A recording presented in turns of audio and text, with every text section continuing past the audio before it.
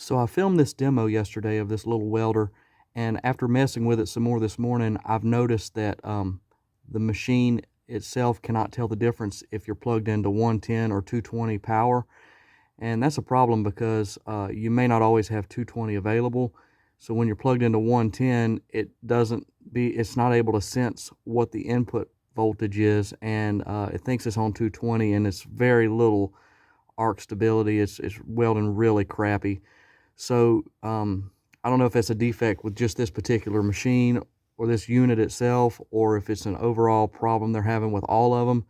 But I would stay away from this machine if I were you, and I'd just go ahead and pay the $350 or $400, whatever, for an Everlast, because I've got two of those and they weld great. Anyway, I'll still add the original video in after this, and you're welcome to watch it. Thank you. Today I'm going to do a demo of the Hitbox 160D or Arc160D. This is probably the cheapest welder that I've ever used. It was $99 plus tax off of Amazon. Got some free shipping because of Prime, blah blah blah.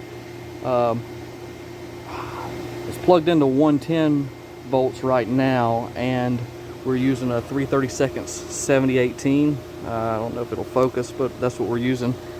And about 93 amps is what the dial is set at.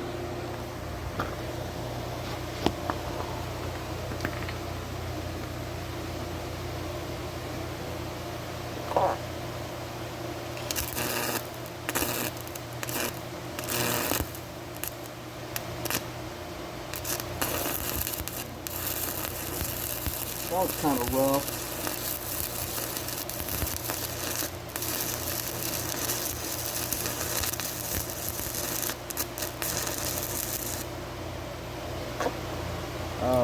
Not really the best arc stability I've ever seen, but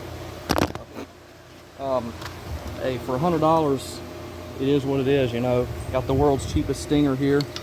Go ahead and plan on replacing that if you invest in this machine.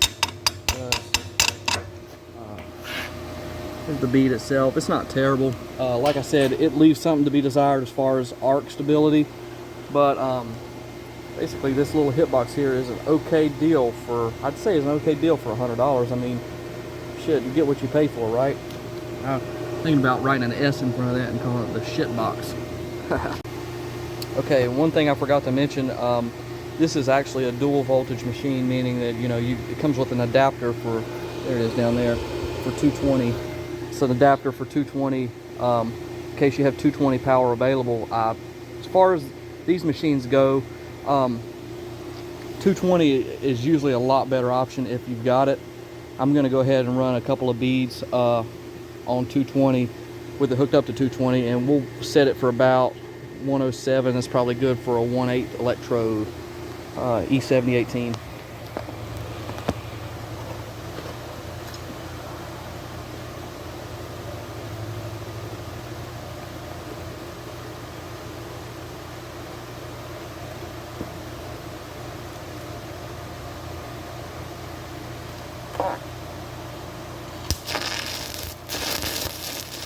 Well, the start and the arc stability are a lot better.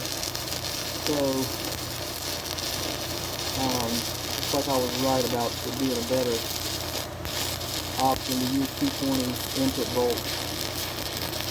A lot hotter. Burning a 1/8 rod too. We'll wait for that to cool down, chip it, and take a look at it.